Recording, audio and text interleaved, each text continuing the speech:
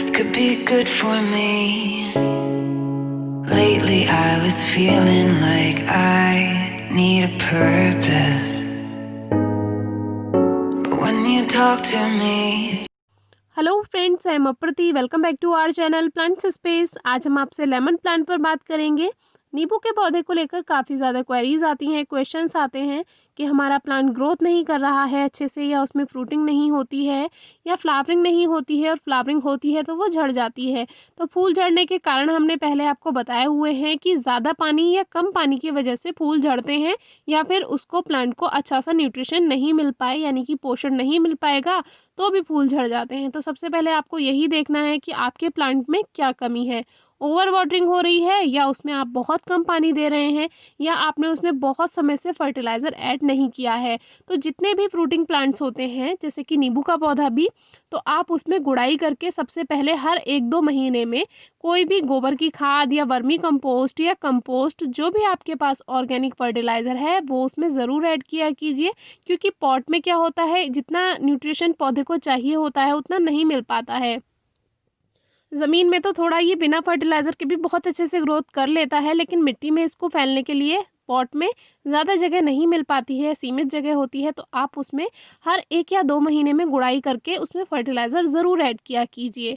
और इसमें root bound हो जाती हैं, तो उसके लिए हमने सीज़न में आपको बताया हुआ है कि 1 साल में 1 बार इसको, या 2 साल में 1 बार इसको रिपोर्ट ज़रूर कीजिए। हल्की सी रूट्स ट्रिम कीजिए सीज़न में। सीज़न का मतलब है, जैसे अगर आपका प्लांट फरवरी में फ्लावरिंग स्टार्ट करता है तो आपको उसको उस समय डिस्टर्ब नहीं करना है। जैसे कि एक लेमन हमारा फरवरी में फ्लावरिंग स्टार्ट करेगा और गर्मियों में उसमें फ्रूटिंग हो जाएगी, तो हम उसको कभी भी जब भी उसको रिपोर्ट करेंगे तो रेनी सीजन में, यानी कि जुलाई अगस्त में रिपोर्ट करेंगे। लेकिन अगर हमारा प्लांट रेनी सीजन में फ्रूटिंग करने वाला है तो हम उसको तब डिस्टर्ब नहीं करेंगे और उसको हम फरवरी में रिपोर्ट करेंगे।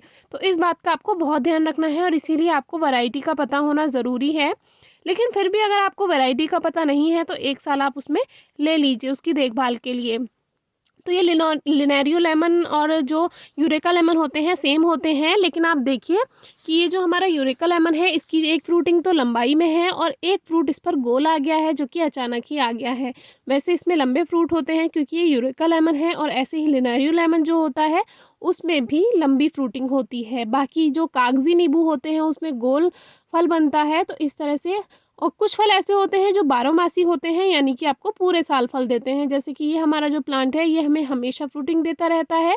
तो इस तरह का आप प्लांट लगाइए जो आपको बारहमासी, यानी कि 12 महीने आपको फल देता रहे, तो उसमें ज़्यादा अच्छा लगता है। लेकिन फिर भी हमारे पास एक ऐसा लेमन है जो कि हमें फरवरी से फ्लावरिंग स्टार्ट करता है और फिर वो मई जून में जाकर उसमें फल बनकर अच्छे से तैयार हो जाते हैं।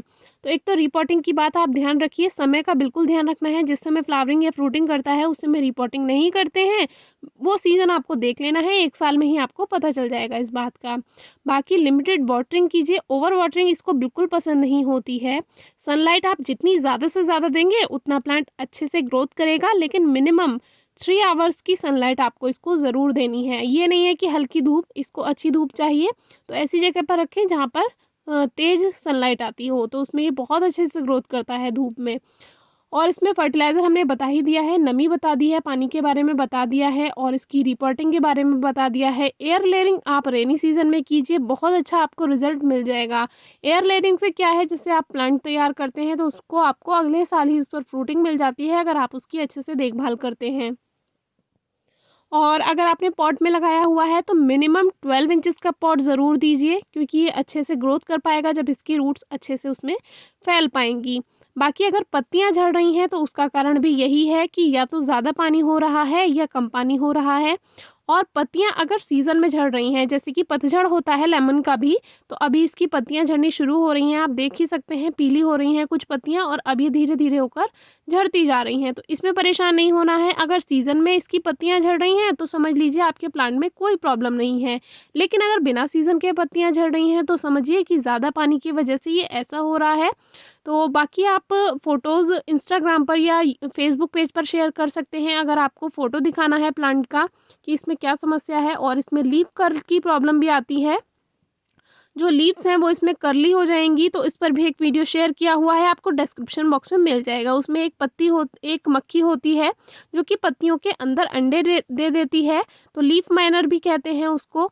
तो आप ज़रूर वो वीडियो चेक कीजिए, उसमें आपको कोई दवाई का यूज़ नहीं करना होता है, बहुत आसानी से आप उनको ठीक कर सकते हैं। यहाँ पर भी किसी किसी पत्ती में ऐसा हो रहा है तो उसको भी हम ठीक कर देते हैं, ऐसी कोई बहुत बड़ी समस्या नहीं है। ये बहुत अच्छी फ्रूटिंग आप पा सकते हैं।